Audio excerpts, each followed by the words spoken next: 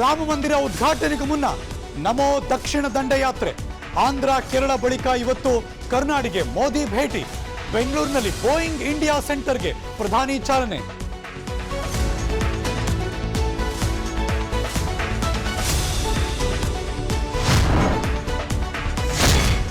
ಅಯೋಧ್ಯೆ ದೇಗುಲದ ಗರ್ಭಗುಡಿ ಪ್ರವೇಶಿಸಿದ ರಾಮಲಲ್ಲ. ಇವತ್ತು ರಾಮನೂರಿನಲ್ಲಿ ಅಗ್ನಿ ಪೂಜೆ, ನವಗ್ರಹ ಸ್ಥಾಪನೆ ಸೇರಿ ಹಲವು ಪೂಜೆ ಪುನಸ್ಕಾರ. ಇವತ್ತಿನಿಂದ ಪ್ರಧಾನಿ ಮೋದಿ ಕಠಿಣ ವ್ರತಾಚರಣೆ.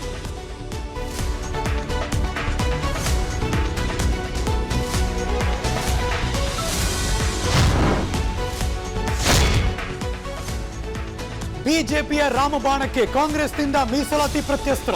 ಪ್ರಬಲ ಸಮುದಾಯಗಳ ವಿರೋಧದ ಮಧ್ಯೆಯೂ ಕಾಂತರಾಜು ವರದಿ ಸ್ವೀಕಾರಕ್ಕೆ ಪ್ಲಾನ್. ಲಿಂಗಾಯತ ಸಮುದಾಯದ ಓಲೈಕೆಗಾಗಿ ಸಾಂಸ್ಕೃತಿಕ ರಾಯಭಾರಿಯಾಗಿ ಬಸವಣ್ಣ ಹೆಸರು ಘೋಷಣೆ.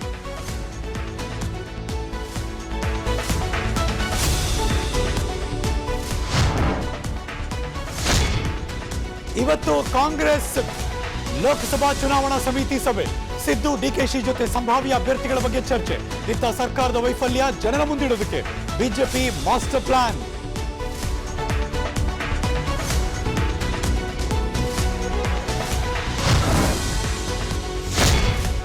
ಮೂರು ದಿನದಿಂದ ಬಂದ್ ಆಗಿದ್ದ ಪೀಣ್ಯ ಫ್ಲೈಓವರ್ ಇವತ್ತು ಪುನರಾರಂಭ.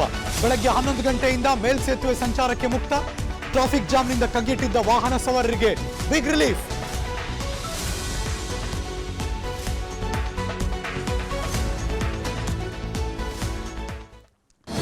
ಅನುಕ್ಷಣದ ಸುದ್ದಿಗಳಿಗಾಗಿ Vistara news YouTube channel subscribe ಮಾಡಿ. ಹೊಸ ಸುದ್ದಿಗಳ ನೋಟಿಫಿಕೇಶನ್ಗಾಗಿ ಬೆಲ್ ಐಕಾನ್ ಕ್ಲಿಕ್ ಮಾಡಿ. ಲೇಟೆಸ್ಟ್ ಅಪ್ಡೇಟ್ಸ್ಗಾಗಿ www.vistaranews.com ವೆಬ್ಸೈಟ್ಗೆ ವಿಸಿಟ್ ಮಾಡಿ. ಅಂಗೈಯಲ್ಲೇ ಜಗತ್ತಿನ ಸುದ್ದಿ ತಿಳಿಯಲು Vistara news Kannada app download ಮಾಡಿ.